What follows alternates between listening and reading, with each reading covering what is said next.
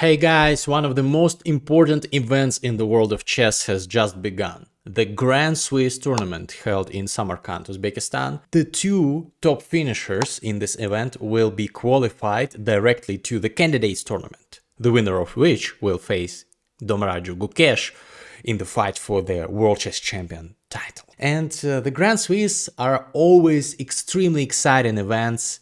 They are held each 2 years.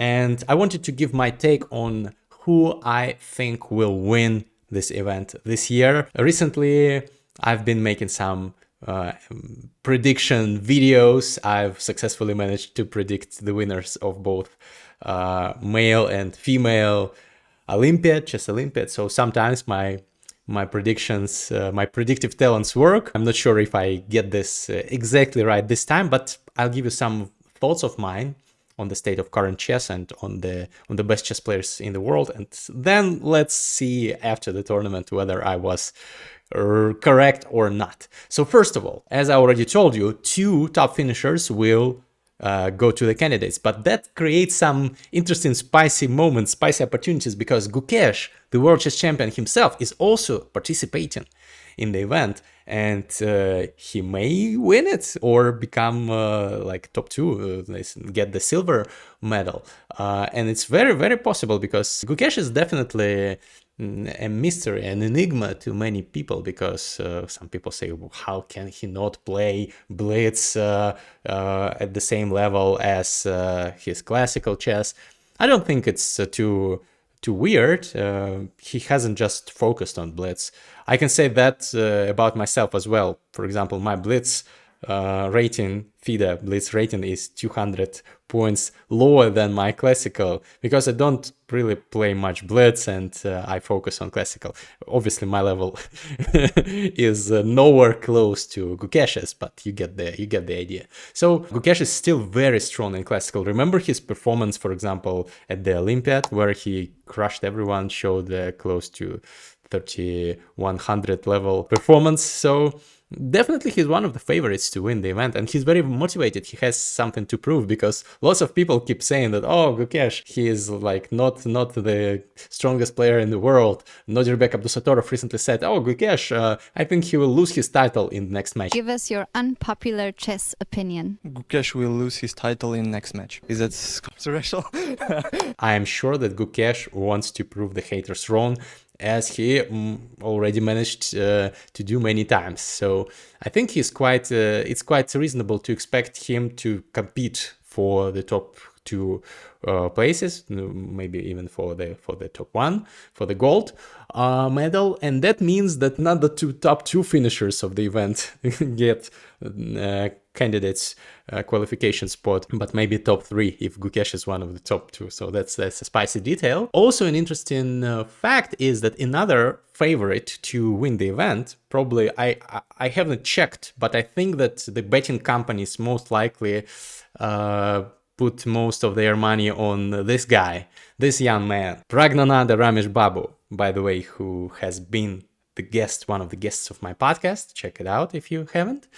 Pragg, an extremely well-rounded and fantastic chess player, very, very skillful in all aspects of the game, I would say. And this year he's been on a roll. He's like winning or at least sharing the first place in all tournaments he's participating in. Like, it's crazy. It's domination that sometimes is shown by Magnus when he is active in classical chess, but this year Pragg is dominating in the FIDE circuit. He is top one by a huge margin, so it's unlikely that anyone can catch him in that race.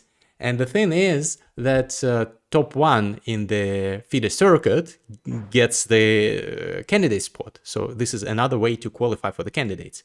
Become top one in the FIDE circuit. And Pragg most likely will be top one in the FIDE circuit, but it is quite possible that he gets top two in the Grandswiss, or top two or top three in the World Cup, another tournament that will be held later. So that will mean that his FIDE circuit qualification spot will go to top 2 finisher in the FIDE circuit. FIDE circuit is an aggregate amount of like points awarded on the basis of your various performances in various tournaments across the world during the given year.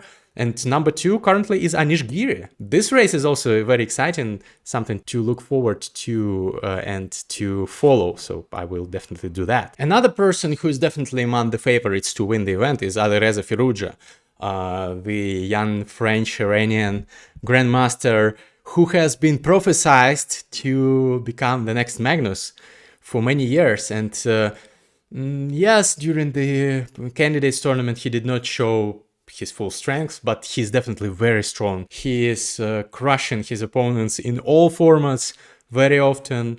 At the Esports World Cup, only Magnus could stop him in the finals. And I'm sure that Alireza, if he gets into a good form, may be unstoppable in this event. Maybe this is time for him to shine, to finally show his true level of strength, because he's definitely sometimes unstable, but when he's on a roll, he's unstoppable and he's winning lots of events. Levon Aronian, there are different pronunciations of his surname, is definitely also one of the contenders for the win in this tournament, because he's been on a roll this year. I think Prague showed the most impressive results, but probably Levon can compete with him in terms of unexpectedness of his results, because Levon won a lot of events, including the Chess 960 freestyle chess event recently in Las Vegas. Also, he won the St. Louis Rapid and Blitz, for example, and some other great results. He showed them all while being 42, which is like the year many people retire. Hikaru is saying he's about to retire. He's not even 40. Levon is 42, and he's on a roll, and he's back to top 15 in the world, I think. So he's also someone to look out for. And my prediction, so these guys I mentioned, I should also mention Arjun Erigaisi, definitely one of the favorites, very strong Indian player. You know, strange coincidence, I've interviewed all of them except for Alireza and Gukesh. I should record podcasts with them as well. Hopefully I will. So Arjun, obviously very strong in the Swiss format events, because this is a Swiss event, judging by its name, grandswiss. That means that you get to play lots of players. It's not like the same top level players whom these guys like Prague or Alireza, they play these guys all over again, tournament after tournament, if we speak about like world top 10, top 20. But in the Grand Swiss, we have world top 50, top 100. And this makes the format a bit different. And I think Gukesh and Arjun are favorites in terms of this format, because they perform really well against a bit weaker opposition. Of course, when I say weaker, I'm speaking about 2600 rated grandmasters, very strong players who are among the best in the world. But like there are 2600 level grandmasters, and there are 2750 plus rated grandmasters like Gukesh or Alireza or Arjun. And I think Gukesh and Arjun have shown that they are able to crush the competition if they play against 2600s, especially Arjun in lots of open events he's played, and he's also demonstrated an incredible performance at the Chess Olympiad, also close to 3100 level performance, with I think drawing just one game and winning 10 games, something like that. So this is very impressive. So I think that these guys are definitely among the favorites.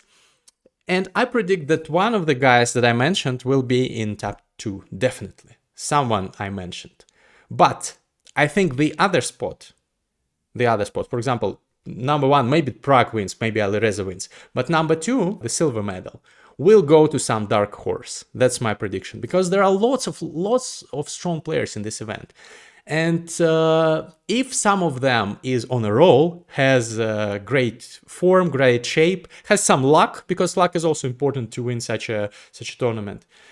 And if some of these guys, like For example, Andrei Yesipenko, a young Russian player. He's probably like top 30, top 35 in the world currently. Or Parham Maksudlu, young Iranian player, also probably like top 30. Very strong, 2700 rated, around 2700. But not the top of the top. But when he has a good day, he can win, he can get a win against anyone.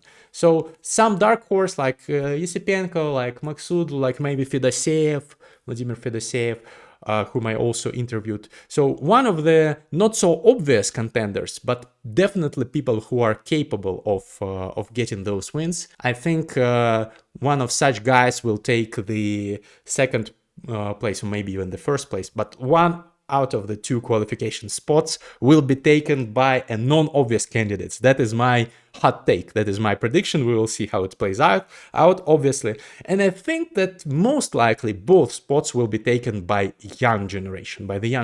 And by that I mean not necessarily like very young players like Edis Gurel or Yegizer Erdogmush, even though they are very strong, but I think it's not their time to dominate yet. But I think the generation of like Pragg, Alireza, Arjun, so people who are 20-something, I think that both spots will most likely go to 20-somethings. Even though I would be happy to see Levon, Aronian, or Yan Nepomniachtchi, who's not 40 yet, but over 30, obviously. So I would be happy to see them take the spot as well. It will be very impressive. Also, this is one of the meta stories, narratives of this event, the fight between the younger generation and the older generation. I would not call 30-somethings old because I'm also I'm 32. I've recently turned 32, so I don't want to consider myself as old, but still they are older than Pragg and Arjun and Gukesh, and this clash will be fascinating to watch. Please drop your comment what your prediction is. Let's do this, and then later after the tournament finishes you will be able to say, okay, I told you this is what I predicted. So please write down your prediction, because otherwise you will not be able to say so. And see you later. I will show you some of the amazing games from this event, definitely in the further videos. If you haven't subscribed yet, please do, and hit the bell button. See you next one. Bye bye.